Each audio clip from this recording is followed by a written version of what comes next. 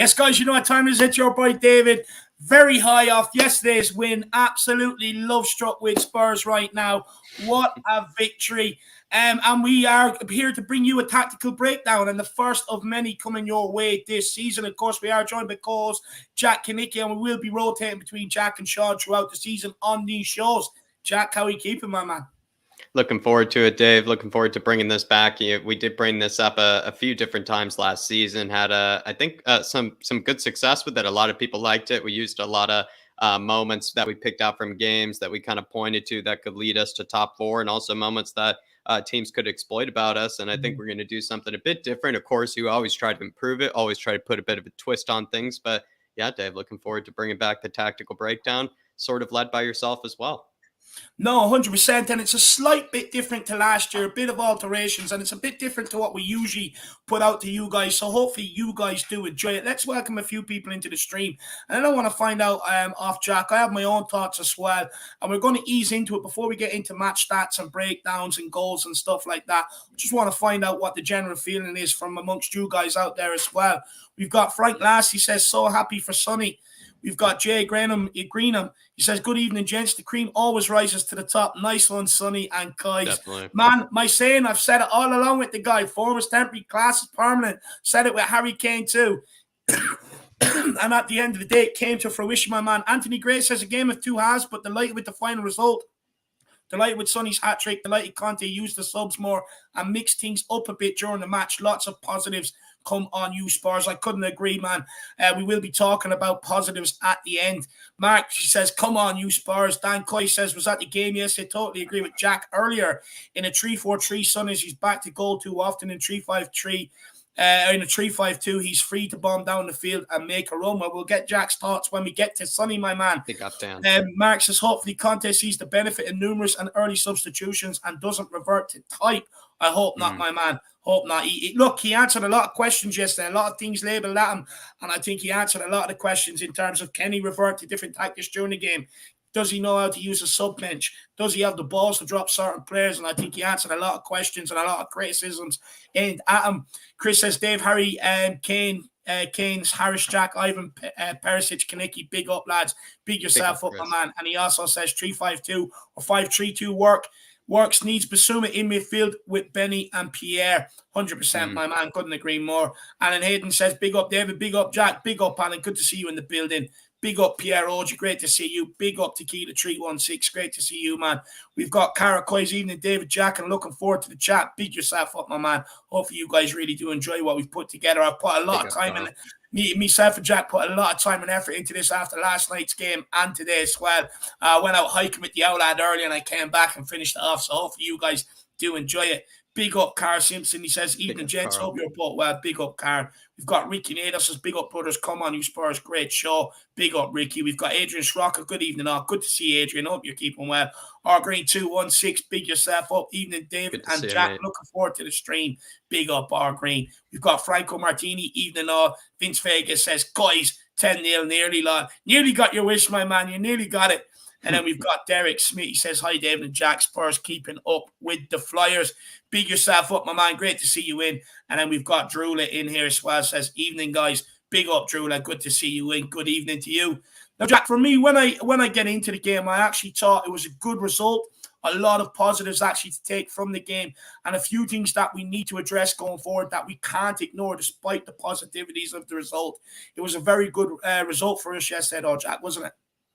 Still a great result. And a lot of things I think came to fruition for Spurs in certain ways. So it shows that when you do have your world-class forwards fit and firing, you can absolutely tear a team apart. We had that in the case of Sonny there. And I must say, actually, while we probably deservedly, rightfully sort of nervous at halftime with that 2-2 sort of draw going into things, Dave, I said this on the Twitter reactions. It was my own personal opinion. People are welcome to sort of disagree with me on this one. And in fact, put it in the comments if you do, or if you do agree as well. But I sort of thought that the two goals were kind of like one of them being kind of a world-class finish, sort of from James Maddison, maybe led from kind of an error from Sessegnon not winning that aerial duel. I don't know if you can really do very much about that at the end of the day. And I don't know how many times Spurs will concede a goal like that, because that really does take some real quality as well as luck. at the same time in order to score that sort of goal. But then you look at Sanchez's, like, if Romero is playing there, if any competent center back is playing there at all, that doesn't really happen within the first 10 minutes of a game. So it's kind of Leicester's second or first goal, even, Dave. It's kind of a bit of a freak show, if you ask me. And I don't think we should really, as much as the goal went in, as much as the goal counts, and as much as the goal made us nervous during the game, I don't really know if you can exactly label that on the defense. Like, you can't really put that on Dyer. You can't put that on Longley. You can't put that on Lloris or Perisic out there. I think that just all falls on Sanchez. And I'm not sure if that really worries me too much. It worries me when Sanchez is out there. Don't get me wrong, Dave. But if you know what I mean by that, where it's just seems to be a freak show sort of kind of goal, where I think Spurs fans shouldn't be too worried. That's the positive. This is in fact a positive. I think that the penalty that we conceded, I don't think Spurs fans should be that really worried about or really be too negative about, because I don't know, that's just a horror show from one individual player. And you can't really say it was a condition of the team or anything. It was just one player just having a horror show. And I don't know what you can really say or do about that all the time. You just have to kind of just hold your head in your hands and just move on from it. But you know what I mean, Dave? There's a weird positive you can take from that, because you don't put that on Dyer. You don't put that on the rest of the team. And when I actually look at things, I actually thought Dyer and Longley played quite well. I thought Perisic played quite well at certain moments, maybe not as good defensively, but I thought he played quite well. So I know I'm on a super random sort of kind of point here, but I thought the goals that Spurs conceded were maybe not as bad or as poor as people might think. And then that sort of makes me think, well, this could have been actually a 4-0 or a 5-0 then. Do you know what, Jack? I disagree slightly. Crazy but hot look, take. Yeah. Here's my thoughts. First of all, we remain undefeated in the Premier League, sitting third, level with Man City, and 1 point behind arch nemesis Arsenal. Look, we need a result to regain some confidence going into this and relieve some pressure going into the international break. And I thought we bounced back in emphatic style after the disappointment during midweek. I thought we started really well, actually. We put a lot of pressure on Leicester's shaky backline. We just didn't get our rewards. But then, silly defensive mistakes that I keep having to talk about, Jack. I don't get pleasure sitting here talking about them. But Sanchez gave away the ball cheaply before missing a tackle, then making a rash tackle to give away that penalty and give Leicester the early lead, which they did not need to do. In my opinion, the less said about Sanchez's performance, the better. But then Sessegnon also compiled that, and he was at fault for Leicester's second goal, Jack. He misjudged the long ball over the top to Timothy Castagna, and then also allowed him to get onto it and put the cross in. And if you're watching that first half, or even sometimes during the second half, Leicester tried that diagonal over his head a number of times. They are my negative takeaways from them games. I think there's a lot more positives to take, but that is my negatives from that game, to be honest with you.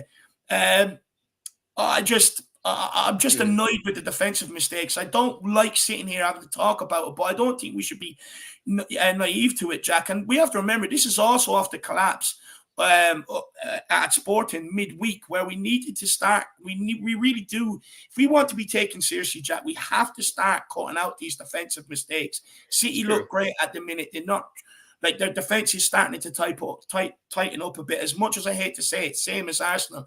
If we want to be treated in that sort of category right now, because we're up there in third, we have to tighten up that back line. In my opinion, look, the first half I actually thought, Jack, that Leicester were actually much better than that, and I think the stats actually reflected that at half time. But the second half, we turned up the heat a little bit, Jack. We pressed Leicester. We got in amongst them, and we got our rewards.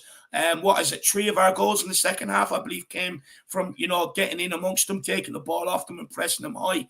I think Gianni Vio deserves a lot of credit, Jack. I think bringing him in was actually a masterstroke by the club, and it just goes to show that at this elite level, you cannot overlook any sort of minute detail. I think we also look back at our creative best, Jack, reflecting, and that's reflected in the scoreline, and the fact that we had 5 different assists from 5 different players, and we also had 4 different goal scorers on the team sheet. I thought Bentancur getting his first goal for the club is a huge plus. Absolutely buzzing for Bentekers. We've got our Sonny back. What a response after being dropped. But look, Jack, let's take a look at the match stats. Let's get them up here. Let's get them up here, everybody. And if you are enjoying the stream so far, do smash that like button. Keep getting your comments in here as well. And if you do want to stop us at any stage, feel free to throw it in a super chat as well. But we're going to continue to get your comments up on screen as we go through all these stats, everybody. But coming first with the match stats, Dave, looks like Leicester having more possession. And I did say this to you, though, that Leicester, funny enough, despite having a horrible record, have actually had more possession, I believe, in almost every game they've played so far this season. No, 100%, Jack. I mean, look, they had a lot of the possession, right? And they dominated at periods. But if you look at it, look at shots on target. We got more on target. We got more joy going forward with the corners. Although with a lot less passes, Jack. For me, I think we created the better shots. You look at the amount of shots we create inside the box compared to outside the box. You look at Leicester for all the possession and the passes they done, Jack. A lot of their shots did come from outside the box. I know Hugo Lloris had to pull off a couple of worldy saves, but all in large, we did lead them to a lot of shots out the box. What is concerned is the amount of shots we conceded to Leicester, in my opinion. That is a concern, but all in all, Leicester had the control of the possession. But again, I think it reflects how potent Tottenham were, how well we used possession, how quick we were to transition from defence into attack and get at Leicester and not really allow them to dominate the game. I thought we were absolutely devastating on the counter-attack. And with the interceptions here and Jules won, I think it also goes to show how hard that midfield worked, how hard we worked in general, especially in the second half. More interceptions, more Jules won as well. So all in all, I think, Leicester had the majority of the possession, but with all their passes, 632 compared to 482, they did not do an awful lot with it. And it just goes to show maybe they didn't use their possession wisely compared to the way we did, Jack. I thought when you look at it, not a lot of possession, a lot of shots, a lot of things created, and less passes, 200, near enough 150 less passes than Leicester. So it just goes to show how potent we were yesterday, and that front three is starting to click. Certainly. And like Drew Law says, their possession doesn't win you the game. Goals does. Yeah. And another thing, too, where, of course, possession is often preferred with any sort of fan of a team, means you just get to see more of your team with the ball. I mean, who doesn't enjoy that? But we have to think about what type of possession do you want? Do you want your team kind of just passing it about, not really making any sort of real cutting edge, not really finding any real ways to break the lines of the midfield or even try to play through the lines of the back line? Or do you want a team that perhaps doesn't have as much of the ball, but tries to play a lot more direct, tries to play a lot more, you could say even, Dave, vertical, where they're trying to get up the pitch very quickly in a sort of kind of vertical manner? And I think that's kind of where Conte sees his teams, where sure, maybe there might be games where Spurs could have a bit more possession than in some cases. But I feel like Conte, where he sees fit, is that he actually benefits from sometimes not having possession, because then when his team do win it back, they actually play a lot more direct. They play a lot more kind of decisively. And then they're trying to get up the pitch actually quite quickly. And that probably even explains last season why Spurs actually covered so much ground or had so much distance covered per game, is because when Spurs do win the ball back, they try to get up the pitch really quickly and really direct. Yeah, 100%. So I think just to cap it off, I think we'll all agree. Look, maybe they didn't have as much possession as we like, but we absolutely utilized it to the full capacity or our full potential, which is an absolute huge plus. We're going to take this super chat here from Brent Breyer. He says the 3-5-2 is the way to go moving forward. 3 in midfield allows us to play through the lines and the third so much better and quicker. I think you're absolutely spot on here, Ben. And what I also noticed, it also helps us defensively. I thought once Bissouma came in there, I thought structurally, I thought defensively we were absolutely superb. But what it also does, what I noticed, it allows Højbjerg and Bentancur on either side of Bissouma to really affect the game in terms of going after and hunting the ball and winning it back, which we've seen, but also getting on the ball and linking up play, like you're saying here, allowing us to play through the lines into the thirds much better, much quicker. I think the 3-5-2, I think it's definitely something we can switch to in games. But look, we will be talking a bit more on it a bit further in the show. But Jack, what would you say to Ben here? I think he's spot on. I think Ben is probably noticing something a lot of Spurs fans noticed, and cleverly so. The one thing I would add to that, and maybe I think Ben probably would agree with me here, Dave, is that the reason we should go to a 3-5-2 more often. I know we don't have the perfect players for kind of 3 in the midfield, but considering we don't have that many ball playing center backs, I think in this team, or we don't at least have a ton of quality ball playing center backs, at least available to us in depth. When we do actually have a Sanchez coming into it, and let's say he is defending quite well, we still know that he can be limited in possession. And Ben Davies, too, recently has been also sort of limited in possession, I think, at certain moments. You might want to go with three in the midfield because it just sort of helps them out a lot more. They don't have to be as progressive of a center back, Ben. And I don't know, like, it feels like certainly this season, some of our center backs, including Ben Davies, have not been as kind of progressive as we would have liked with the ball. And who knows, putting three in the midfield might make just their life a lot easier. They just focus on defending a bit more. And I know that means you're kind of accounting for them, though, Ben, but I don't know. I think it's worked out for Spurs, and we have a lot of depth in there in midfield. I would also add, I think if we do play the 3-5-2, I think it's very important to play Kulu at the right wing back. Because if you're playing the 3-5-2, you're really looking for them wing backs to be your creativity, because you're taking away from Kulu and Son kind of occupying them spaces up in the forward line or Richarlison. So you really have to have the utmost creativity in them wing back positions. Perisic one side and Kulu the other side. But big up, Brent Breyer. Really appreciate the support, brother, and hope you're keeping well. Very well spotted. A great super chat, my man. Let's big up Dermotron as well in the house. Dunkel Torque, Kevin Williams in Welsh Gal as well. Big yourselves. So, and then we've got this from Dark Song G. And he says, David, I'm glad that we beat the Foxers after they scored a pen at home. Unlike 2 years ago when they scored a pen from Bobo and lost badly. Son equals CR7 with 3 hat-tricks. Look, do you know what? I mean, this is what I say. As much as people do complain about Emerson, and look, I get it in terms of going forward and stuff like that. He eliminates the mistakes at right wing back that Bobo was given away. Now, unfortunately, it looks like we have another Bobo in the team, and he also wants to give away penalties. But I thought we showed great resilience after going one down to be able to get ourselves back in the game. Our heads could have easily dropped Dark Sonji after going one down, especially after what happened midweek and with the amount of changes that Conte made. But for us to get straight back at it, go up there, look to get the equaliser, look to go ahead. And even when they clawed us back, we showed great resilience in the second half, determination, desire, and a hunger about us to be able to go and see these off, which I'm absolutely pleased about. It's a fair reflection, especially what you said there of where we were 2 years ago compared to where we are now.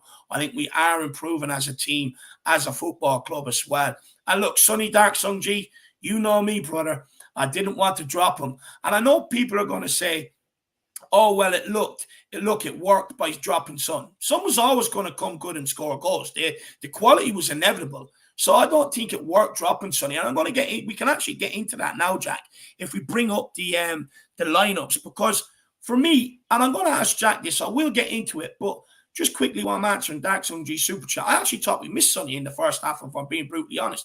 And I went and got stats on Richarlison to back me up on why we actually missed Sonny in the first half. But look, big up Dark Song G. Really appreciate it. We're going to get into it. So if you look at it here, Leicester done their homework on us. They went with an extra man in midfield. I think they really got the joy in that in the first half. We lined up as we usually do, and it just was not working down Richarlison and Session's side. But Jack, let's go to the next slide. Let's get into and talk about some of these changes that Conte did make to the lineup.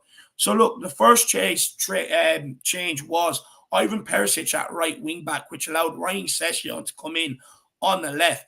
Now, Jack, Perisic got hauled off early after being switched, and you saw this towards the end of the first half, being switched from the right back over to the left.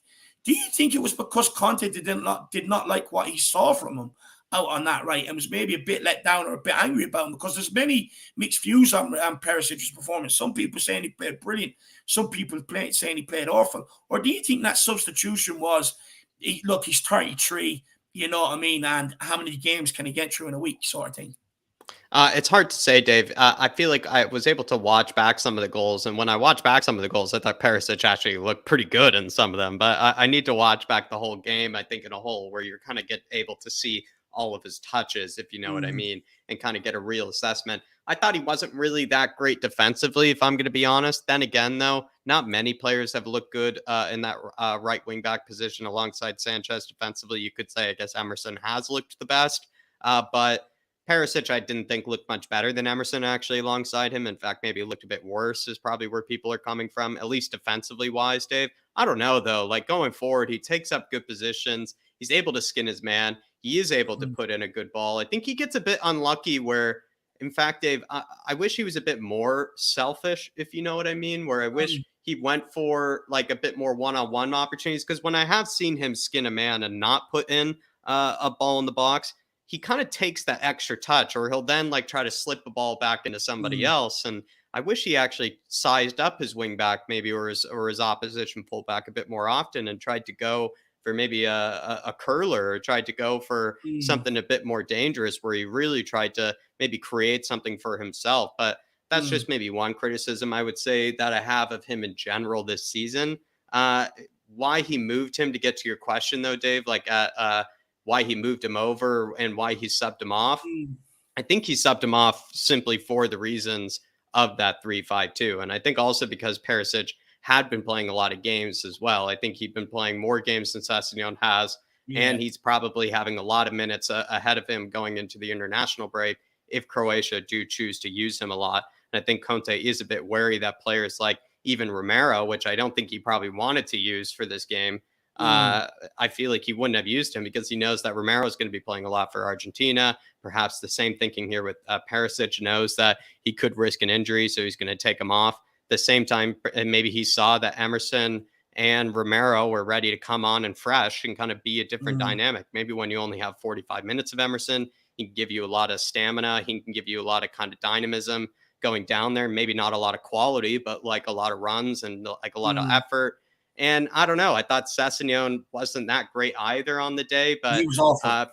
Perhaps he saw that Sessegnon wasn't taking advantage. This is my other theory. I know I've come up with 1,000 theories here, Dave, but my other theory was Sessegnon had a lot of space on the left that I didn't think he'd take advantage of. He didn't give the ball away that much. But I thought he was being a bit too safe with it. So perhaps he moved Perisic over because he knew if Perisic was given that same space that Sessegnon was given, Perisic would do a lot more with it. And I know it was all over the place there, Dave, but those are kind of all the theories I came up with, which I think were like 2 or 3. So it was kind of confusing, to be honest. Do you know what, for me, Jack, when I look at it in the first half, and we'll get onto it when we show the average positions and stuff like that, but when I look at it, I think the reason why the changes were made, now you can leave that up, we'll keep getting into it. We'll finish off talking about these first. But for me, I thought we tried to, I don't know whether it was purpose to try and get bodies in the middle to help Bentancur and Højbjerg, knowing they had an extra man, or whether naturally somebody's just drifted in there. But anytime Leicester turned over the ball, how much was Perisic and Sessegnon caught? The amount of attacks they got in down our wings, we were exposed time and time again. And for me, I think he wasn't happy with Perisic, if I'm being honest. I think that's why he was took off, and maybe bringing in Emerson to try and maybe give that bit of balance like you were talking about, maybe that bit of defensive solidity. Because for me, I just thought time and time again that first half, they were just pinning us down the sides, and that will be reflected in the average positions when we do bring them up. But look, Jack, we'll move on to the next talking point, which was Lenglet returned to the starting lineup at left centre-back following an injury to Ben Davies. Davinson Sanchez got a start as Christian Romero was relegated to the bench. Many saying it was to aid his recent injury recovery. Many saying, Jack, that was simply because his last couple of performances, they thought he was poor, and that he was actually dropped. Was he dropped, Jack, or was it to aid his injury recovery? A bit of both here. Again, I have to mention international breaks, Dave. Don't think you can ignore them. Ben Davies is going to be going into Wales, going to be playing a lot of minutes headed into that World Cup. He is a vital player for that team. Perhaps some people have given the theory that maybe Ben Davies is kind of reserving himself in some of the game, not going as hard as he would normally because of that World Cup ahead of time. And as much as Wales, I think, are a good team going into it, they don't exactly have as much depth as the other sort of squads of the international team. So he might not be wanting to get hurt. And so he could be thinking that where, they know that he's going to be used in international break. They know he's going to be risked there. So Spurs are thinking, we can't risk him. At the same time, I agree. I don't think Ben Davies has been nearly as good as Longley. I think the moment Longley stepped into this team, He showed how much better he was in possession. I think even defensively, at least over now that we have a bigger sample size, I think of minutes, I think he's shown to perhaps be a bit better even defensively than Ben Davies, almost just better in every way. And I think he's been a really good servant though for us, Ben Davies. Don't get me wrong, but perhaps this season just not on the boil as much, not really playing as effectively or as progressively as I kind of said before, Dave. So I think Longley coming into the team is just simply because he might be a better player, and it's already proven that, but also because Ben Davies, with all those international games ahead of him, they might know that he'll be kind of reserving himself a bit.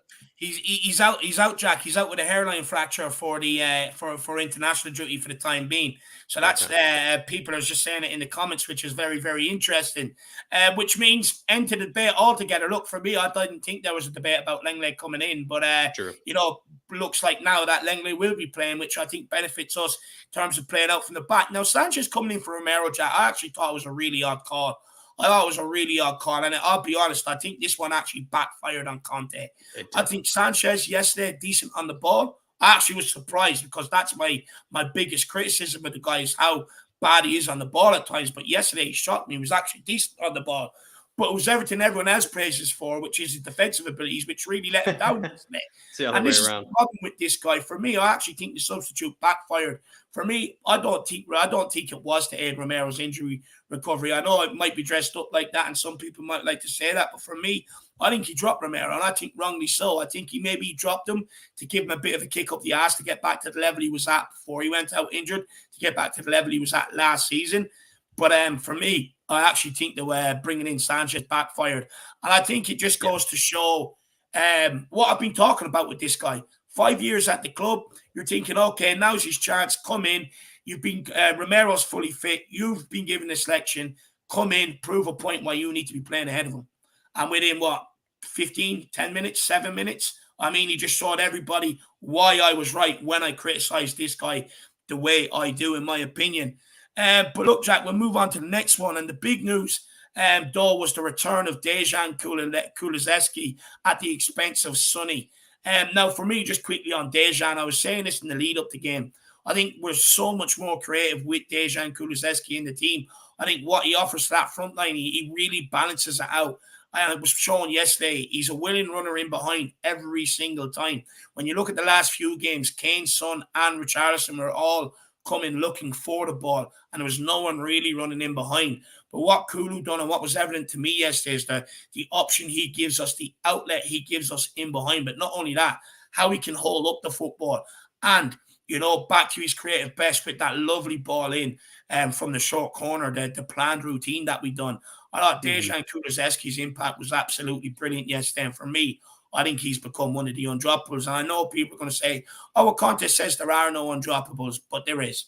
For me, I think the guy's got to play. I think it was clear evidence, of this guy's ability. And I think it's not a coincidence for me that the front three looks so much more threatening. We stretched that Leicester backline rather than playing everything in front of them.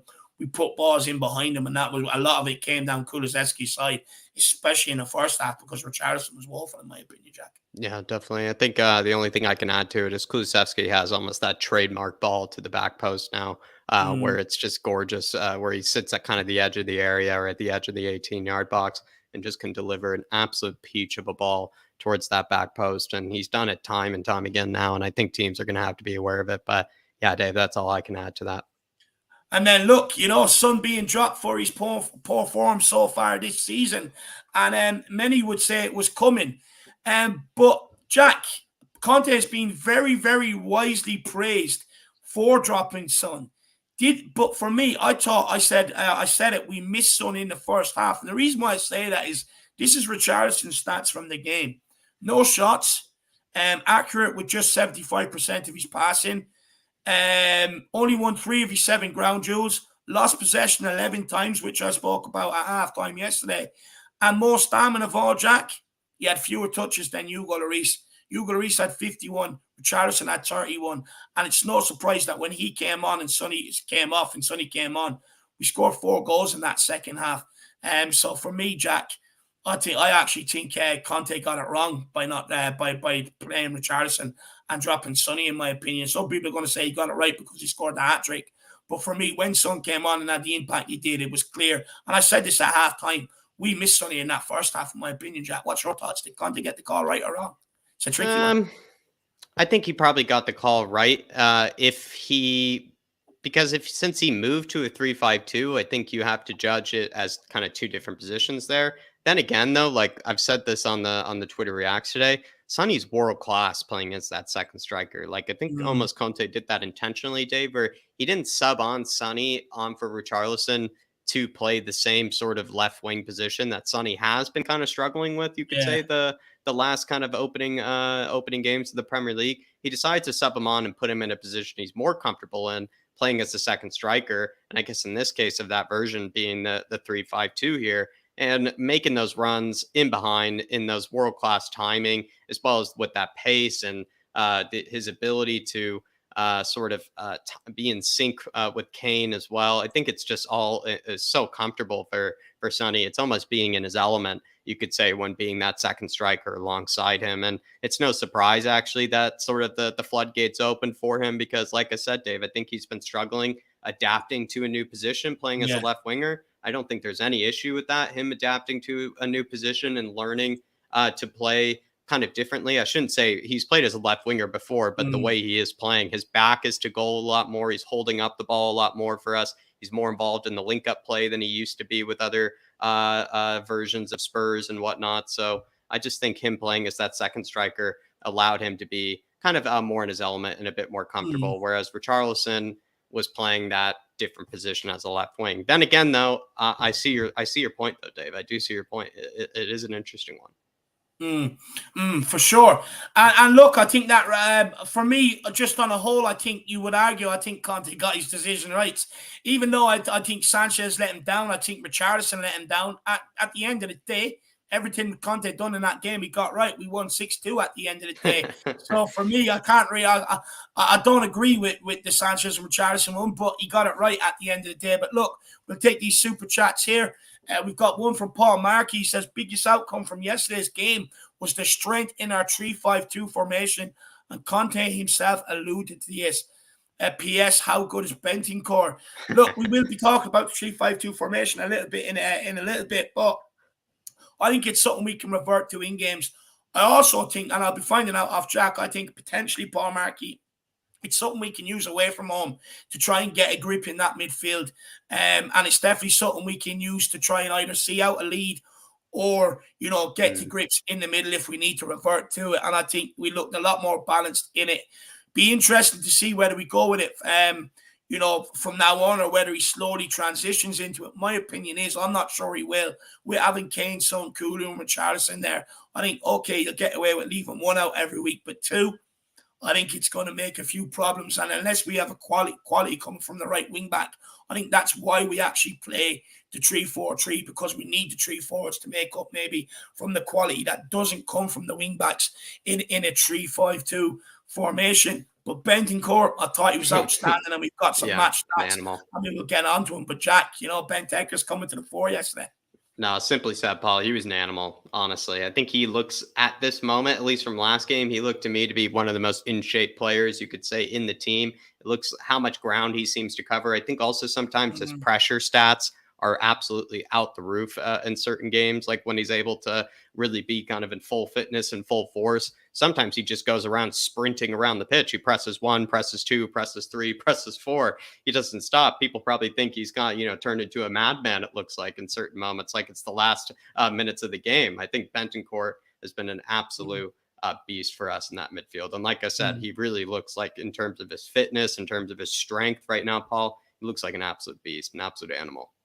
He does. And long may it continue. We got shades of what we were seeing from the guy in pre-season, in my opinion, that making them runs, turning over the ball and getting us on the front foot. How many times did we see that pre-season? I think he's getting back to that level. Big up Paul Markey.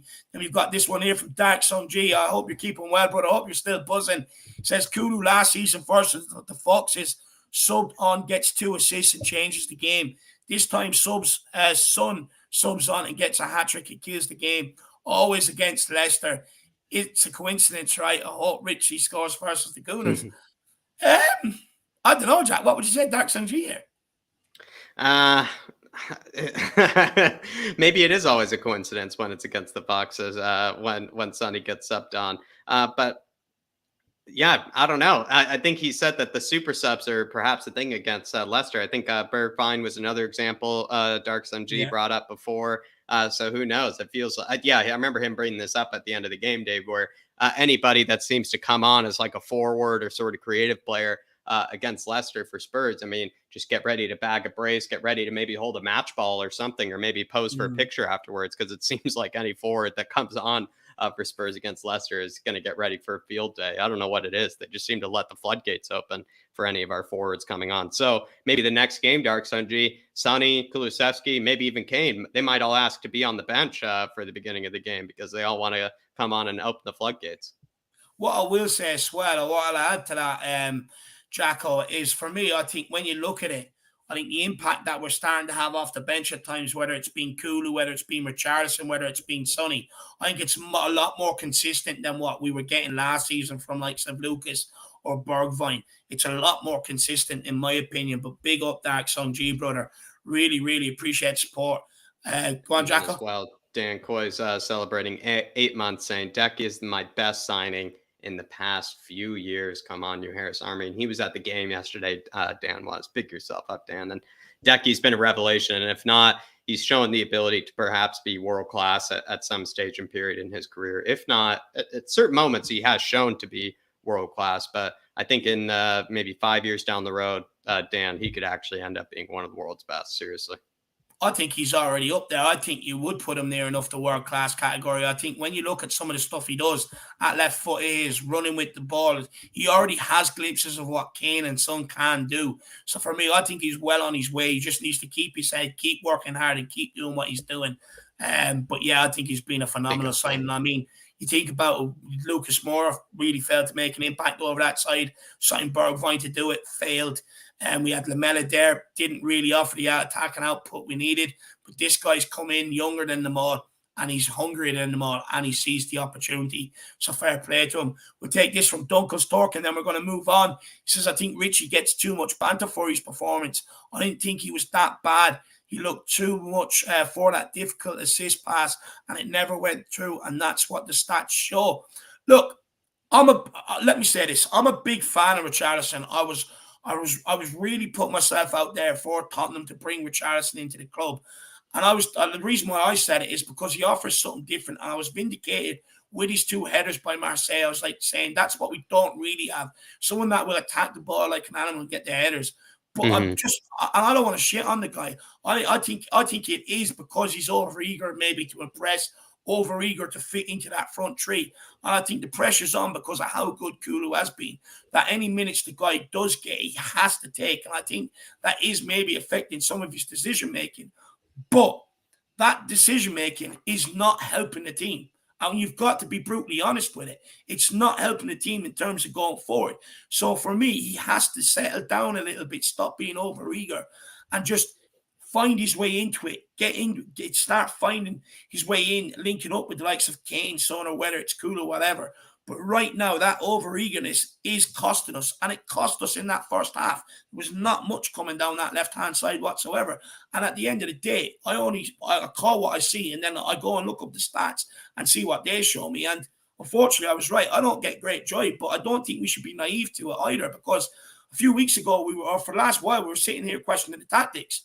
But anytime Kulu's in there, we don't question the tactics because we create a lot more.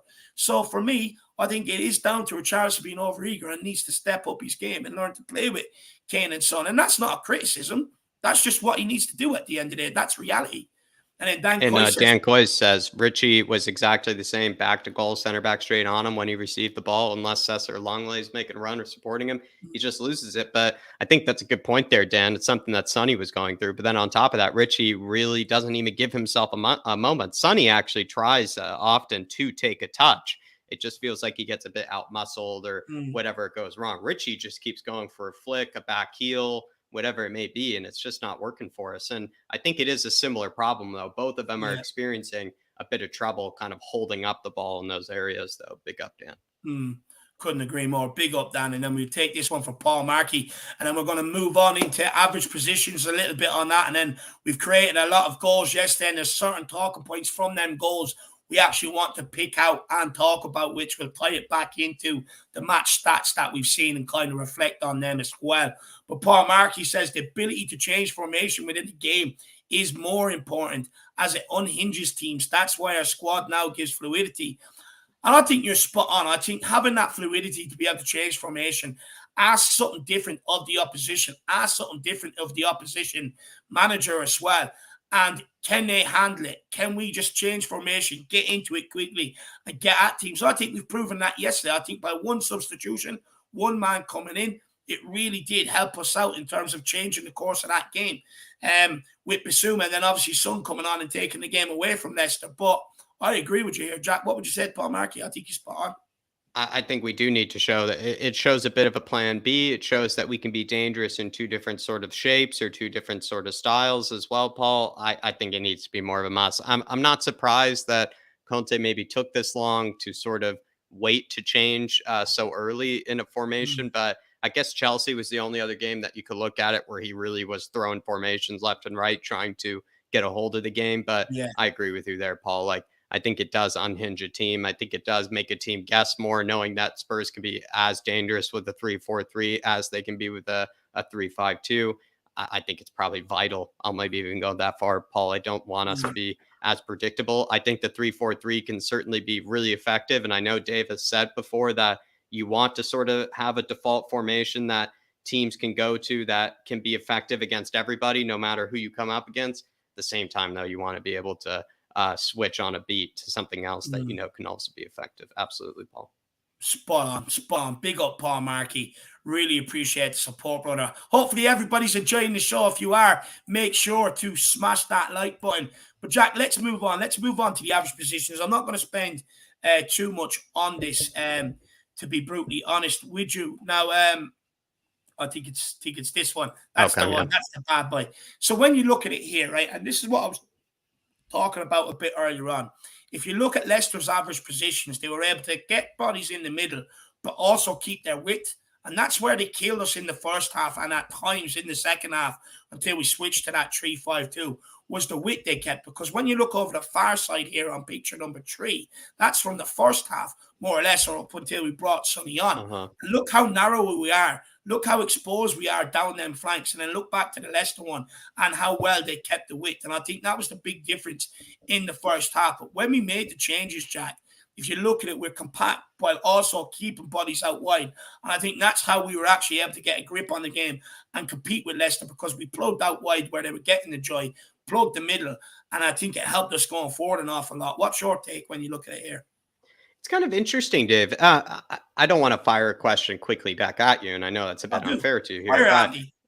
What's ironic here is that with a 3-4-3, it drops into sort of a, what is it, Dave, like a 5-4-1. You think in that formation, right, what you're sacrificing is usually kind of a depth in the middle.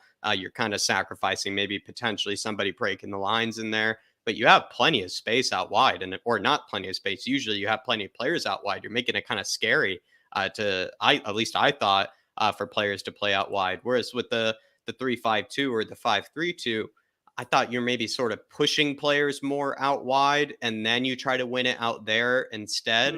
Whereas with the 3-4-3, the way that it kind of sets in, I kind of thought maybe it'd be more difficult for maybe teams to play in those wide areas against us. But maybe by the looks of things and maybe by the heat map, as you can tell, I guess that's not exactly the case, or maybe something that Spurs need to fine tune.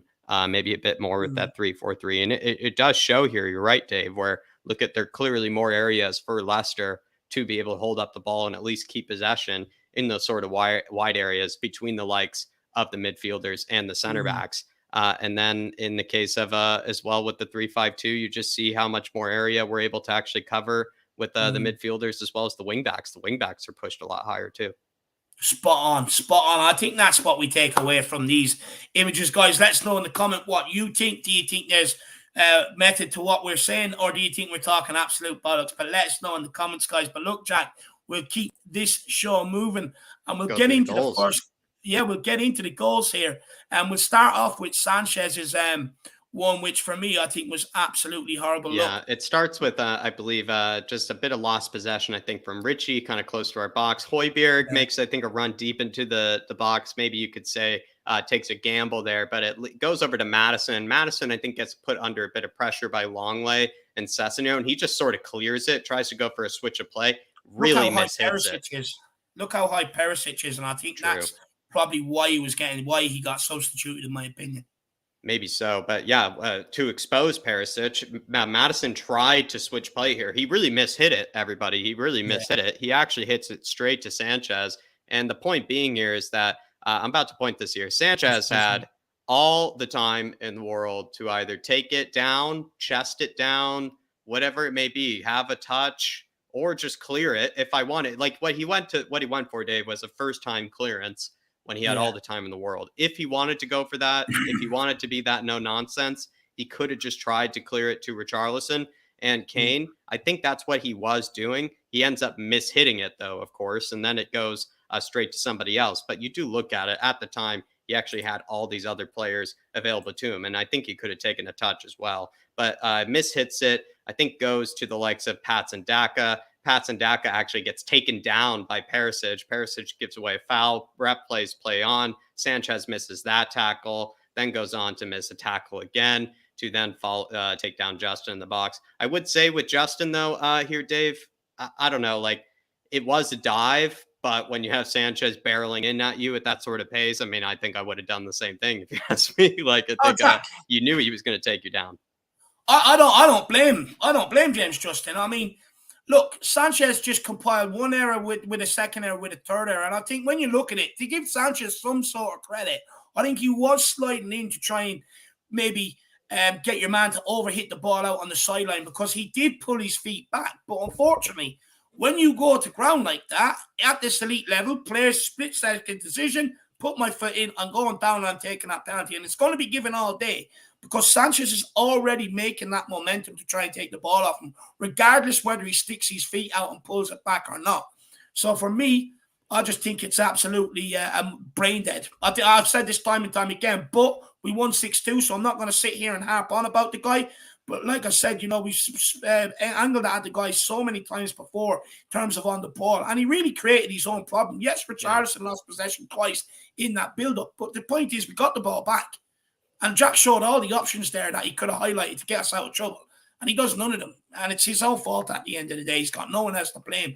But let's move on to this next goal here, Jacko. And this is Gianni Vio doing his work here, everybody. I think he took advantage of Leicester actually doing their homework on us, Dave, because we spoke about this lots of times. Spurs actually really want to hit that near post. They really enjoy putting all their best players up at that near post. But this time, he probably knew that Leicester, who are a very set piece sensitive team, maybe would do their homework there, perhaps put all of their good players, which they did actually. They put Johnny Evans and Wout Faes, their two biggest kind of, you could say, winners of the ball, at least in the aerial sense, at the near post. We kind of tricked them by putting Longley as well as kind of Dyer near those near post areas, but we left the likes of Richarlison as well as Kane towards the back post. We end up playing it short to Perisic. It goes back to Kulusevski. Kulusevski skins Dewsbury Hall, finds himself at the edge of that 18-yard box, like I said, and just puts in an absolute peach to the back post. And Kane, like I said, if he had maybe put on some lipstick that day, probably could have kissed it in if he wanted to, Dave. He could have not much more to break down there or add to what you said, Jack. I just think intelligent run by Perisic, who started off at the near post, and then rather than already looking to be out there for the short corner, they disguised it late, which caught out their two main defenders, Evans and David Luiz wannabe, but not much more to break down there. But it was good that we put two guys to the back post to be able to capitalize on it and change the angle of the corner from what Leicester were expecting. Definitely. And then into the next goal here, which is actually the one where Spurs are able to press. Actually, this is Bentancur's goal. Sorry. Yeah, this is Bentancur's goal. Yeah, you look at Bentancur there. I think it starts with actually a bit of Kulusevski, I must say, though. It actually is almost a whole team press where Kulusevski, I think, loses it from a ping from Lloris, a really good ping, in fact, loses it. Justin plays it back to Dewsbury Hall. Kulusevski just chases everybody. This then leads to Kane and Richie pressing the likes of Castagna and Johnny Evans. They sort of make life difficult for them. They play it back into Ndidi. Ndidi almost has 2-3 touches, but he really kind of just, I don't know, meanders on the ball, you could sort of say. Bentoncourt's like a bat out of hell, comes straight towards him, muscles him off the ball, and a gorgeous finish as well. But Dave, as much as Bentoncourt was doing this all the time, winning the ball back, turning the ball all over for us, from when I looked back and saw this goal, I noticed that it was actually a bit of a team press. Actually, it was Kane, Richarlison, Kulusevski, all kind of making life difficult for Leicester. They then played in Ndidi, who thinks that maybe they're out of it, thinks he has a bit of time. Bentoncourt then wins it from him. I just thought it was actually a bit of a team goal, if anything. I mean, of course, it was Bentoncourt's own bit of brilliance, don't get me wrong, but there was actually elements of this that was a team goal. No, I love it. And I think it was definitely a definite ploy. I think they changed up at halftime and said, look, anytime we have pressed Leicester, because we tried it in the first few minutes before we gave away the penalty, and we got an awful lot of joy. Ward was very, very ropey on the ball back there at times. So for me, I think it was a good team press. I loved how Kulusevski tracked it into the middle. Kane, Richarlison, Mark Evans, and the other player there gave them no real options. And then with Ndidi, I think it was a moment of lapse in concentration. But Bentoncourt started the half as he meant to go on. The amount of turnovers that guy had in the second half, and that all started from this one, turning over Ndidi, putting the pressure on him. But if you also watch how much he reads the game, it's very, very intelligent. He knows that ball's going there. And the ground he makes up to be able to pick Ndidi's pocket, and that's purely because of his reading of the game. He could foresee what was coming, and then to go on where maybe he's put a lot of opportunities over the bar wide, he's ballooning them. He kept his composure to roll it past Ward, and for me, it was a great start to the second half, and really started as we meant to go on in that second half. A great goal by Bentoncourt. I think he read the game excellently there to be able to pick Ndidi's pocket. Definitely. Absolutely. Moving on from there, I think we're starting to get into the Sunny goals here, Dave, and they're definitely a lot of fun to start doing the Sunny goals. But I think originally actually won back by the likes of Basuma, this one. But from there, it's just pretty much world class from Sunny. I think it's almost kind of Arsenal-esque here, Dave, Sunny's goal, being able to pretty much just size up the likes of Johnny Evans. Of course, he has that surging run from Højbjerg. Decides maybe to go against it and then just hits it from range past about face and into the back of the net. I'm not sure what else to say, Dave, other than world class, but originally won by Basuma, and also I think played. It was Bentoncourt. He done 2 tackles. Oh, sorry. Yeah. No, you're right. Actually, sorry, Dave. I think Basuma won another one. Excuse me. But yeah, you're right. Absolutely. Bentoncourt. And that's what I was saying about from the first goal, picking Ndidi's pocket and then to continue on that work rate and go and win the ball back. And on this occasion, he actually puts in 2 tackles and then gets a quick ball into Harry Kane, or into Sonny, which allows the breakaway. But what I love is in the formation, if we played the 3-4-3, Højbjerg wouldn't have been able to break forward like that. But because we went to the 3 in midfield, he was allowed to break forward. And Sonny used that overlap to be able to curl it in. And what a right-footed finish that was from Sonny. Absolutely, Dave. Absolutely. Moving on, though, we're going to say this one here. Oh, sorry.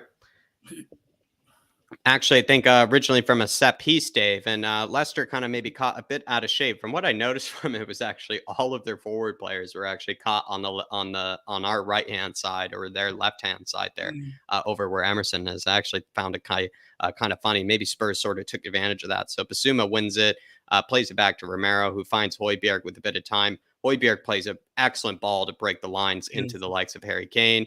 Finds then Sonny. Sonny from there. The same trademark goal that he scored against them last time, you could say, where he cuts in on that left and scores an absolute curler, Dave. Oh, look, the guy demonstrates his quality, Jack. Left foot or right foot for the first one, left foot for the second one, both curled in. But for those people that say Højbjerg can't pass a ball, he also assisted the last goal, which we'll get onto. But, also, a lot of things have been aimed at Højbjerg about not being able to play through the lines. Well, I think he demonstrates here that he definitely can by picking up that ball and getting into the front line so quick. And what actually happens is Leicester midfield tried to press up on us to try and get possession back and win it back. And Højbjerg played through that lines, which opened up the space. And then Kane just gives it to Sonny, and then a beautiful finish on the left foot, right foot. Beautiful by Sonny. Absolutely. I mean, he's gorgeous. He just shows again, everybody that he can finish it with both feet, but also great hold up play, I must say, as well, by the big H. Going on to our last goal here, everyone, and it's kind of a bit of a counter-attacking opportunity here. Basuma wins it back from a clearance from Dyer, goes to Tielemans, he wins it back. Højbjerg, I mean, I must say, if anybody watched this back, people says Højbjerg can't play.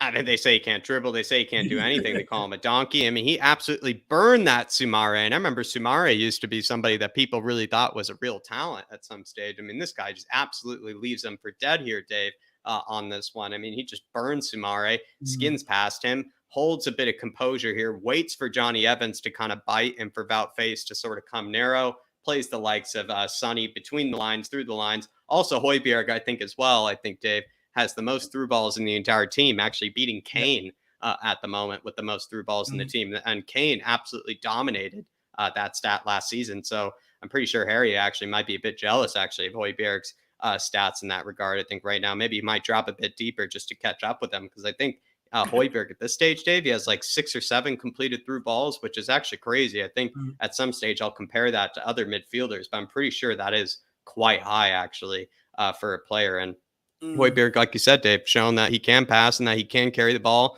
and he can be a good player.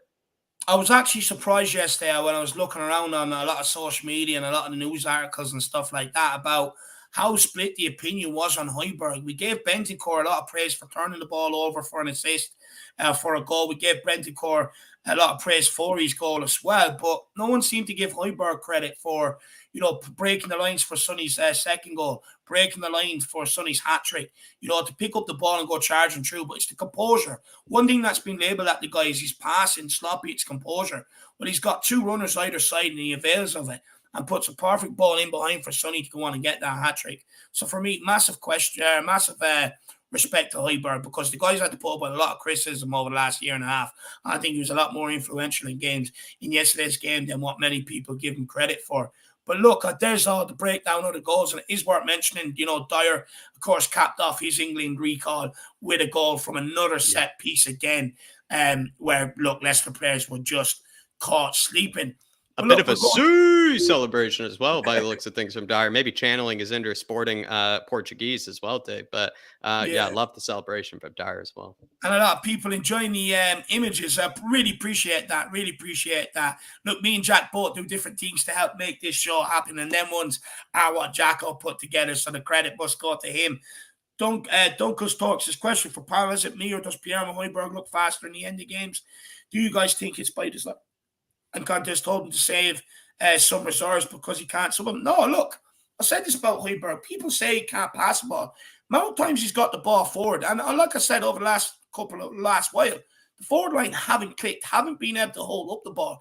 Evident with Richarlison yesterday. And we've blamed the midfield on that. We've literally blamed Bentancur and Højbjerg for a problem in another department. And I've said this all the time. And me and Jack has said it. Sean said it. We've progressed the ball into the forward line, but we're not doing anything with it. And by that, we're then blaming the midfield, because when we're losing the ball, we're just keeping ourselves pending, giving it back to them and letting us attack. And the people are saying, it's the midfield fault. They can't get us forward. But Højbjerg and Bentancur have shown time and time again this year, they can get us forward. They can break the lines. We haven't been utilising the ball enough going forward. But Leicester, it all came together, utilised the ball. And look how good Bentancur and Højbjerg look, and look at the praise they're getting for it. But they've been like this the majority of games this season. In fact, I would actually go as far as saying Højbjerg's been our best player this season. I think he's definitely been our most consistent, in my opinion. Dunkel's talk. Big yourself up, my man. But look, even to Dunkel Z, just quickly, if anything, we've said how wasteful the front three have been. I've used that analogy, Dave. I think Højbjerg and Bentancur, they're kind of the blue collar kind of guys working behind the line, cooking up the dishes, nice and fast. And you have the beautiful servers of Harry Kane, Sonny, and Richarlison. And the problem is that the servers or the waiters in the stage, they just keep dropping the plates, or they keep dropping the dishes. And Højbjerg and Bentancur, they just keep serving them up, and they're just not really doing very well with the service that they're getting, Kane and Son. But clearly against Leicester, they're able to turn that around. They were able to click. But I agree with you, Dave. It's not Højbjerg and Bentancur's fault if the service that they're giving them, they're just wasting and not really doing much with it. I mean, they're giving them the ball. I mean, at that stage, it's up to the front three to click. I agree. Yeah, 100%. 100%. Dermot, good to see you, my man. He says, question for both of you.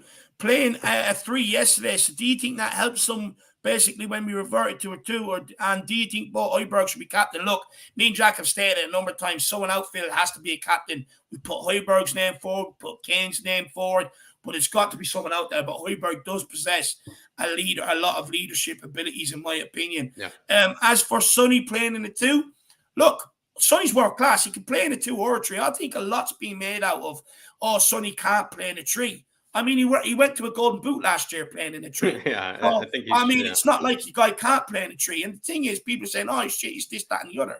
Look, the guy has had as many chances this stage as he did last season. He just didn't take them. He's also been unlucky by Kerr putting the ball in his own net when Sonny was there for the tap-in. He's also been unlucky by hitting the bar, hitting the post as well. It just wasn't going in for him. I don't think that putting him in a 2 has all of a sudden, we found Sonny. Sonny can play in either or, just like Kane. The two of them are definition of world class, and world class players can adapt to any system. And for me, I think too much is being made out of it. In my brutal opinion, Son got to a golden boot playing in a 3 last season, and people say Perisic takes up a lot of his space, but I disagree as well. We've played Sonny in behind at times. The finishing just hasn't been there, and that's all it was. The goal would not come, and every striker, every forward player goes through a drought. But as long as you keep doing the same things, keep doing the right things, keep getting in the positions, keep shooting, the goals will come. And that's ultimately what happened with Sonny. The goals were always going to come, in my opinion. Definitely. Big up, Dermot. Great question, my man. Great question. Big up, Dermot. My man. Daxon G says, Pierre M and Højbjerg and Bentancur are doing what Winks, Tanguy and Lo Celso were supposed to do. Fully agree. Absolutely agree. I mean, even the evolved, Højbjerg's game has evolved, because when we first brought him, he was brought in to do a lot of the donkey work because no one else in that midfield wanted to do it. But now he's been asked to play a lot more. He's becoming he's the main man in midfield. And he's been asked to play, and I think he's doing that job. Bentancur, I think, was a shrewd signing. Jack, I got hard on when we signed him. I was like, finally, someone that can actually get on the ball in tight positions, turn and fucking play. If anything, actually, I would say both of them have shown a lot of improvement this season. Bentancur, I think he had exceptional tidy feet, was able to be a bit sort of elegant on the ball, show a lot of composure. With his first touch, he sort of kind of takes a player out of the game, kind of makes it not really worth even pressing him, you would sort of say. And we needed a player like that, I think, in the team, where someone like Tanguy actually liked to take a lot of risks. And I think someone like Gio, I don't even know if you could count on him to have a good first touch, if you ask me sometimes. Where with Højbjerg, though, I would say in turn as well, has shown improvement with what you just said, Dave, breaking the lines, playing a bit more progressive, showing that he can be that sort of distributor, that sort of baller in the midfield. And Højbjerg was brought in, like you said, originally, be that donkey in the midfield, to just get like 5 tackles and interceptions per game and be that FB ref king of sort of just defensive work. But he's shown a lot more than that. I think he's, in fact, probably wanted to improve on that, show that he can be more than just a ball-winning midfielder for a team. And I think he's probably trying to prove that every day. And eventually Spurs fans are going to give into it and realize that he is good at passing the ball. And same thing with Bentancur. I think Bentancur has shown a lot of improvement. He's exceptional. I love watching him. He's actually just in much better shape by the looks of things. Yeah. He's just in much better shape, like much more fit for the Premier League by the looks of it. 100%. He's a big guy and he can handle himself. Daxon G also says, but doing 100 times better is why those 3 are gone. It's not only that. Look, you look at Winks, he was a stat merchant. Run 5 yards, pick it up, give it back to you. Straight away, I don't want to take responsibility. I'm going to put you under pressure, even though I'm the one that drew the midfield towards you by running right up to you. Lo Celso, Tanguy, let me ask you this, guys. Would you rather someone like Lo Celso, who, when Son's running in behind, and it's clearly an inside of the foot pass where you have to bend it into him, and decides to go with the outside of the foot pass because he wants to look good on camera and try and put his full abilities on display, but that's never right. put it off. The same with Tanguy. Or would you rather like someone like Højbjerg, who consistently and persistently tries to do the right thing? I know who I'd rather in my midfield, if I'm being honest. That's right. Gio, that's right. Had the exact same situation Højbjerg did against Leicester, and he found a way to fuck that up, Gio, and somehow Højbjerg showed him how it's done. Well said, Dave. Spot on. And we go into Bentancur here, who, for me, we've picked out 2 players. Sonny obviously gets man the match, but Bentancur here, you look at the stats, 1 goal, 1 assist, a passing accuracy of 89%, which is Winks' wet dream. Ground duels 4, also Winks' wet dream, and interceptions 4, also winks or end on I don't know Beles. if he likes getting those. I don't know if he likes getting those, So getting dirty. I think when you look at these stats, it reflects his all-round midfield display. If you look at it, he produced going forward, but also defensively out of possession. Jack, he worked hard, and anytime he got the ball, I think he only misplaced 4 passes. I think he completed 40 out of 45 passes. I think, and that's where he gets the 89% accuracy from. But he showed, he not only does he show one side of the game, these stats actually show both sides of the game that he done equally as good yesterday, Jack. No, he was an absolute animal out there, Dave. I wouldn't be surprised if he had the most pressures on the pitch as well of the entire team. I think he's just shown that maybe throughout this preseason, with all that work that Conte was putting in, with getting the players in shape. If you ask me, Bentancur looks like he's an absolute horse right now because, like you said, Dave, he's built really tall, but he's also a bit leaner than maybe someone like Højbjerg, and he can cover a lot of ground. Bentancur with sometimes when he starts pressing and when he's really up for it, as well as I don't think he doesn't allow players to think that they will have a lot of time on the ball. I know Spurs fans get really upset with how much sort of time we give maybe the opposition or how much possession we concede to them. But sometimes Bentancur, Dave, you'll just see him go on an absolute rampage and just start just pressing the entire team and trying to just win the ball back. And it's one of my favorite things about him is he can even just at certain moments just break the lines and just kind of do almost maybe what a Conte would actually do. Probably I bet Conte would do that at certain stages, just turn into an absolute animal and just go on a rampage, try to win the ball back and turn the ball over. And not only is he good at that, Dave, but like you said, he's just exceptionally composed, great passing accuracy, created a goal, and that goal that he scored winning the ball off Ndidi, let's just be honest, was really clutch as well. Very, very clutch. It's nice to score the 5th goal. It's nice to score the 6th goal, but going 3-2 up at the end of or the beginning of the second half, Dave, that was very clutch. Yeah. And I think that goal absolutely embodies the spirit of the way we played that second half, in my opinion. And he set the tone. He's the one that got us going. But look, great performance all around. Now we come into the magic man, Jack. Sonaldo only played 31 minutes. Scored a hat-trick. That hat-trick took 13 minutes and 21 seconds to complete. 4 shots on target out of 4 shots. 18 touches and 0 key passes. But why do you need key passes when you can devastatingly finish the way that this guy has? Now, I want to just reflect on Sonny for a little minute. Now, for me, I mean, all the noise that's surrounding him in the fan base, in the media, what a way to answer them. You know, okay, want to talk about me. There's a hat-trick. Shut your mouths. Absolutely love that sort of attitude. Many players would have, shied away, would have been angry, would have came on the pitch and thrown the toys out the pram. Sonny did not do that. He arrived on the pitch on 73 minutes, and by 86 minutes and 21 seconds, he had his fucking hat-trick complete. I absolutely love that. Now, it was a brave decision from Antonio Conte to drop last season's Golden Boot winner, but Son responded to Antonio Conte's decision by coming on to curl one in with his right, the next one in with his left, and then people saying, running in behind, he hasn't been great this year. And then he puts that one to bed as well. I think absolutely brilliant. Like I said, demonstrates his actual world-class ability. Yeah. And again, puts a good old +1 for the saying of form is temporary, class is permanent. Now, what I did love, Jack, is when he got his first, everybody went over to celebrate with him. The whole team. Beautiful. And I absolutely loved that. They got in a nice huddle with him and they all congratulated him. And it really shows the love and affection they have for this kid. And I love it because he came on, he had a point to prove, not only to himself, Jack, but to others as well. And he did it in style, which I absolutely loved. And for me, he showed why he is one of the Premier League's most devastating forwards, one of the Premier League's best players. And for me as well, he actually took the game away completely from Leicester with that quick-fire hat-trick.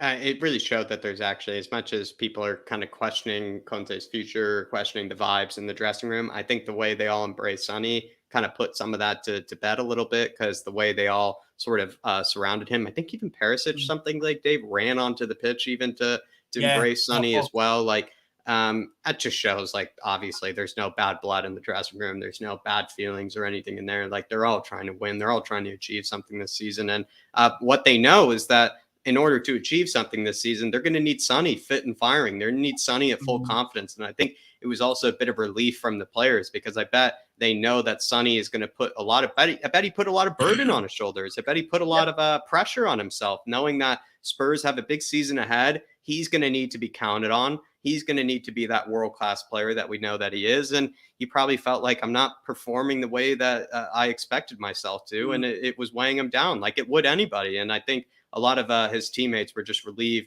just to see that he can, finally come true. And I don't know, it's just, they were probably just relieved because they know that he puts a lot of pressure on himself. Clearly, Sonny, he puts a lot of burden on himself. And I think it was beautiful to see, Dave. And then last thing I would say, 18 touches, 3 goals, 4 shots on target, 31 minutes played. He's been called the assassin. He's been called lethal. I mean, that's just further evidence for it. It almost gave you Lewandowski vibes when he scored 5 off the bench as well. It was actually kind of similar, if not, I thought, more impressive than Lewandowski's, because Lewandowski's, at the end of the day, I remember seeing it, was against a pretty bad Wolfsburg in the Bundesliga, and it was with Pep Guardiola. Whereas Sonny's was coming off of really bad form, and like no one expected him to even, people were just hoping he'd get an assist, let alone a goal. And the man managed to just get 3. I actually thought it was even more impressive than Lewandowski's, weirdly. And if anyone wants to know how you use minutes off the bench, go and ask Sonny, because he showed you yesterday. But look, Jack, let's move on to now finally the 3-5-2 formation, one of the major talking points from yesterday's game, and one that everybody is talking to. Now, of course, during midweek, we're going to expand a lot more on it and ask a lot more questions on it. But this is basically what it looked like in the second half. And as you can see, we managed to get that extra body in midfield while also plugging the gaps out wide, which Leicester were exploiting. And it really did help us see out this game. Now, Jack, Yves Bissouma came on for Kulusevski, signaling a shift to what would some perceive a defensive 3-5-2 formation, although it didn't turn out like that. Now, I'm not. You know me, Jack. I would rather play the 3-4-3, in my opinion, than just randomly start with a 3-5-2. But Jack, do you think is this formation is this a formation you want to see us switch to in games when we were getting overrun in midfield or looking to protect the lead? Yeah, I think it's one that we should immediately switch to if we're trying to protect the lead. In fact, I think it probably makes, what happens is if we end up going into the lead, Dave, and let's say the other opposition even makes a substitution and we then switch to a 3-5-2, they might then expose themselves a bit too much with their substitution. And then you kind of solidify with the 3-5-2. You still have 2 world-class forwards up top that you can hit them on the break with. And what actually probably happened against Leicester was Sonny and Kane found themselves in a lot of sort of 2-on-2 situations, basically with the likes of Evans and Valface. And when you find yourself in that situation, we all know what's going to happen. It's going to be a lot of goals for either Kane or Son. And the 3-5-2, it does limit us in certain aspects. We don't really have that creativity coming from Kulusevski, but we could find a way around that in certain games with maybe asking the likes of Bentancur or the likes of Højbjerg to maybe go a bit further forward. Also with that 3 in the middle, though, we do maybe have a better chance of winning the ball or at least turning the ball over a bit more often. And whereas in further the up the pitch, higher up the pitch as well, Jack, rather than sitting back and taking it in around the back line a bit higher up. Maybe even because winning higher up the pitch, just on your point there, Dave, Sessegnon and Emerson, with the comfort of having Højbjerg as well as Bentancur to help them out, maybe Emerson and Sessegnon are probably even expected to be a bit higher up, expected to win the ball up higher up the pitch themselves. Whereas with the 3-4-3, I don't know if that was the case exactly with Sessegnon and Emerson. They are kind of expected to sit back a bit more, but with this 3-5-2, they might be asked to go a bit further up, try to win the ball high up the pitch, like you just said. I think that's actually quite clever. And I think Bissouma also covers a lot of, kind of range in that midfield, whereas Bentancur, I think, covers a lot of range. Don't get me wrong, but he is really exceptional on the ball. And I think you probably do want him maybe on those flanks and those kind of tight, kind of tricky areas. But Bissouma, Dave, he can kind of see the whole field in front of him and sort of can find a way to cover a lot of grass. And it almost makes sense having him actually in that middle because he doesn't have to play too many difficult passes, especially while he's adjusting to Conte's tactics. But he also can take advantage of his athleticism that maybe Bentancur and Højbjerg don't have, where he can cover a lot of range in that middle of the park. And also Højbjerg, I mean, we all know, Dave, he loves a Viking run forward as well. So he could even be that box-to-box midfielder. He's been a box-to-box midfielder for Denmark and been the most creative midfielder in the Euros. So don't even doubt Højbjerg there. He could be that box-to-box midfielder if we wanted him to be. So would you say then, Jack, as a quick summary, do you think we look more balanced in a 3-5-2 than a 3-4-3? Yes and no. I think going forward, there are question marks there, especially when it comes to the creativity. I know we've been waxing lyrical about creative Højbjerg and how good his passing range is and whatnot. But I agree with some people. You probably want like a Thiago Alcantara. You want even a James Maddison if being sort of in that midfield to be able to have that bit of ingenuity, that bit of genius in there. Don't get me wrong. I think Højbjerg has shown to be that genius at times. But he has a bunch of other skills as well. I think he would be, I don't know. It's just you want somebody that can be that tempo setter, that can be that playmaker in that 3-5-2. I think we're sort of missing that. But we could ask perhaps the likes of Basuma, Bentancur, or Højbjerg to maybe be something a bit different or be something a bit extra, you could say. And that's where I would say that there is a bit less balance in that, is that we basically, what I should say, Dave, is we just don't have a Nico Barella. We don't really have a Nico Barella in this team that can work really hard, be kind of a dog in the midfield, but also just be world class going forward and be an absolute beast in a box to box sort of sense. But Højbjerg, I think, can do a job. I just don't see us being able to switch to the 3-5-2 all the time, or being able to start with the 3-5-2 all the time, just because I don't really know if we exactly have the players to play this sort of shape or this sort of personnel against every team. I think we can do it against certain teams, but not every team. I think it's one that we could definitely start with in some of the bigger games against like a Man City or Liverpool. I think it'll actually help us get to grips with the game a bit more. And also something you can look at using in away games, especially ones that are going to be tight affairs, a bit difficult. I definitely think it's something you can maybe utilize in the away games. But at home games, I think definitely a 3-4-3 and use the attacking players that we have at our disposal to be able to go and kill the games. Absolutely spot on, Jack. But look, I'm going to just quickly give a quick few issues. Like I said, I'm not going to dwell on it too long. We won 6-2 yesterday, but if we're being brutally honest, Leicester did cut through Spurs' midfield and backline with ease far too often, more so in the first half than the second half. But it did happen at times, so something we need to look out for. Again, we made things hard on ourselves earlier on in the game, letting Leicester go one up, which, gave them belief they could get something out of that game. And that's why they put it up to us for the first 45 minutes. So for me, we can't be affording just to be gifting teams a goal to get them ahead in games. It's got to stop. And we also have to remember to back myself up here. Hugo Lloris pulled, Patson Daka missed a header. Hugo Lloris pulled off a great save from Maddison as well. So they had other opportunities where maybe they could have also scored more themselves. But look, at the end of the day, we may have secured all 3 points, but we do have issues defensively and we do need to improve on it. But look, we're going to move into some positives now, actually. And we're going to start with Gianni Vio, Jacko. Gianni Vio, the secret weapon, as I have labeled him in the past for this side. He came through for us. As I said, Bentancur's goal was very clutch to go 3-2, Dave. I mean, Gianni Vio got us the 2 equalizers, you could say, or actually he got us the go-ahead, and he also got us the equalizer. He got us the equalizer with kind of reading that Leicester did their homework on their near post things. He actually outsmarted Leicester by then going for the back post or going for the far post. Absolute genius of a man. And then with the following one, he then went back to the near post, the bread and butter for Spurs, with that Eric Dyer gorgeous header. Hopefully Moondog doesn't get too many ideas, because I would say I don't know how many Moon Boots goals we're going to get. But Dave, Gianni Vio, the secret weapon. I mean, it says it for himself here. We had 6 corners, scored from 2 of them. In fact, another 2. One, we hit the bar. The other one, Sanchez fouled Ward. So it could have actually been more goals from his set-piece routines. That's how devastating they've become. Like I said, credit to the club for looking at the minute details at this elite level. Actually, I more give credit to Conte than the club. I think that would have been a Conte decision. You look at it, 2021, 2022, we scored 5 from corners all season long. So far this season, we've already got 5.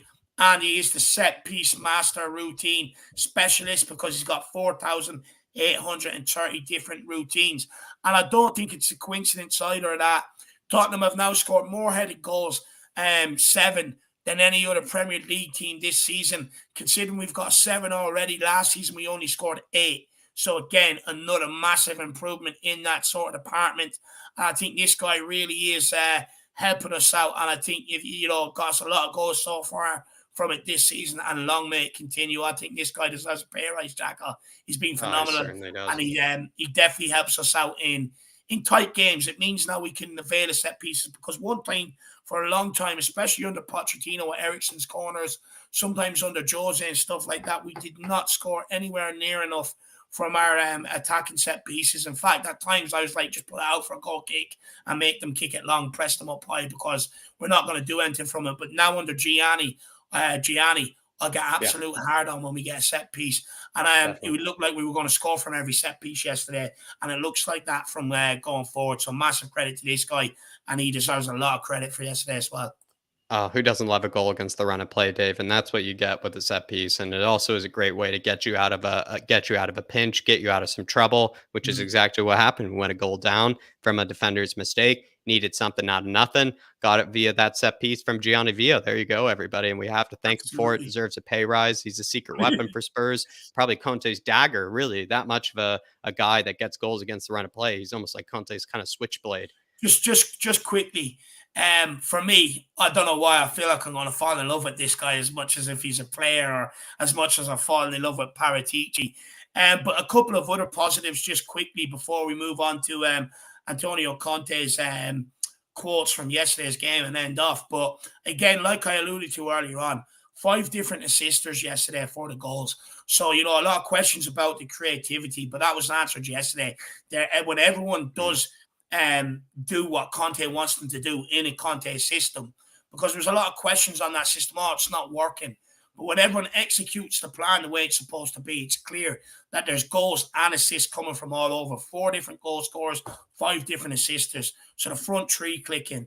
17 points. Tottenham 17 points from their 7 Premier League games this season is their joint best record at this stage of a campaign, level with 2016-2017. When we finished runners-up to Antonio Conte's Chelsea. So another great start. Hopefully now Conte can kick us on from here and deliver us that Premier League title. And Tottenham scored 6 goals in a Premier League home game for the first time since 9-1 win over Wigan in November 2009. So I think, a lot of questions answered on Conte's tactics, which is a positive. Gianni Villa, positive. And the fact that everyone came to the fore yesterday and proved that they can all chip in, I think is another positive.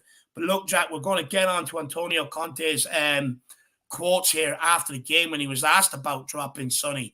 And I'm just going to read it out for everybody. He says, it's important to understand that when you play a lot of games in a row, players can be tired physically and mentally. Players don't think this. They think they are able to play every game. But at the same time, I was a player, and I know that if you want to play massive games in the Premier League and Champions League, they have to start to understand rotation is very important. To have a player at this level on the bench, it means in one moment, I can change the game. This is the right path for us. Today, the rotation was for Son, but in the next round, when we have 12 games in a row, other players will be involved. Jack, I think by them quotes, we're expecting to see a lot more rotation. And I think very, very interesting the way he says, because, he was a player and he was a decent player as well. He was a fucking animal, actually. He was like a caged animal on the pitch. He was a lunatic. Very interesting that he used his player experience to make that call to drop Sonny. It's like, look, I get you want to play every game, this, that, and the other. But, if I want you at your best every single time you enter the pitch, I need to do what happened to me. Yeah. I'm using that experience for you, and it benefited it. I think absolutely phenomenal from Conte yesterday. I think it's phenomenal quotes. And if people even want to kind of throw shade on it, I don't think you can, because I think Conte does come from experience. And, as a player, Dave, as much as he's had a successful career as a player and as a manager, he probably still has his regrets. He probably still has his moments of hindsight. And maybe he's had games where he's thought to himself, listen, like, maybe if I didn't tell the manager, like, that I actually did have an ankle injury, or I did have, a bit of a knock, perhaps I could have actually had a better game 2 weeks down the road. I wouldn't have burnt myself so much in the next game, or maybe I wouldn't have hurt myself down the line and had a harsher injury. He probably, like any person, and Dave, especially having a good career, has his regrets. And I think this actually comes with a bit of truth. And, you could even say Højbjerg could end up finding himself to be a bit guilty of this in certain stages at one stage. Who knows? Maybe he even will pay the price for it. With being, playing too many games and not, realizing when he needs to be rested and when he needs to be rotated. And I think this actually comes from a bit of a, I don't know, just actual personal experience. It's not fake, or it's not sort of made up, I think, by Conte. I bet him as a player, he's found himself in times where maybe he thought to himself, you know what, maybe if I was actually rested that game, or maybe if I was dropped that game, I would have actually played a lot better in the following game or in the following match. And so I actually think this is really nice from Conte. I actually read a lot into it. So maybe if some people didn't, I actually do. Yeah, I do too. I when I seen the quotes last night, I mean, I thought they were fascinating. The way he used his personal experience, got the call absolutely spot on, and the way he's just telling people going forward. Look, maybe Son this week could be Kane the week after. You know what I mean? And Kulu's already had his turn. And I think now we've got a clear message of what to expect going forward. And I think Mark is right. And this is a habit I need to get into. I need to start using the word rotation instead of dropped, because I think he's spot on here. Look, for me, when I say dropped, because I'm the way I am and I'm stupid, I actually mean rotation. But I do need to get in the habit of using that word, Mark. Pick yourself up. Peter M., he's late, but my man, go back and watch the whole show. Hopefully, people have enjoyed it. And then Legend 27 says, finally, we are scoring from set pieces instead of the ball ending back with Lloris, which is absolutely spot on. But look, Jacko, I think that brings an end to our tactical breakdown today. So a massive thank you to you for helping me get this ready. A massive thank you to me for helping it get ready. But most importantly, a massive thank you to you guys out there for tuning in. We're going to try and do these after every game as much as possible. When they come in thick and fast, it might be a bit spurious because this does take a lot of time and a lot of preparation to be able to get ready. So, guys, hopefully you have actually enjoyed it. If you have, make sure you smash that like button. Make sure you smash that subscribe button. A massive thank you for tuning in. A massive thank you to all the super chatters today who are helping supporting this channel. This channel cannot thrive without it. So really do appreciate every single one of you. And look, tomorrow's a bit of a weird day in terms of I don't really know what to do. It is the Queen's funeral tomorrow, and if I'm not sure whether to not do the fan show out of respect. So what I'll do is, guys, I'm going to gauge it tomorrow and just gather a couple of opinions off people to see what they think, because I'm not the most best in these sort of situations. So if the fan show doesn't happen tomorrow, we'll make sure we get it done Tuesday, or actually maybe Wednesday, because I think we have Ben from We Are Tottenham TV along with Shawnee here Tuesday for a panel show. But guys, plenty more content coming up. But if you don't see us tomorrow, don't be alarmed. It's just out of respect, and we'll see you back here Tuesday. But if it's all good to go ahead tomorrow, we'll see you back here tomorrow night for the fan show. But hopefully you have enjoyed it. Those who are tuning in after, feel free to use the super chat or the super thanks if you've enjoyed it. And also, guys, get your comments in below on everything myself and Jack has said here. Don't be afraid to hold us accountable if you think we're talking shit, but also don't be afraid to praise us if you think we've done a good job and you agree with it. But guys, as always, thrive on that 6-2 victory. Come on, you Spurs. In Conte we trust. In Conte we trust. We'll be seeing you.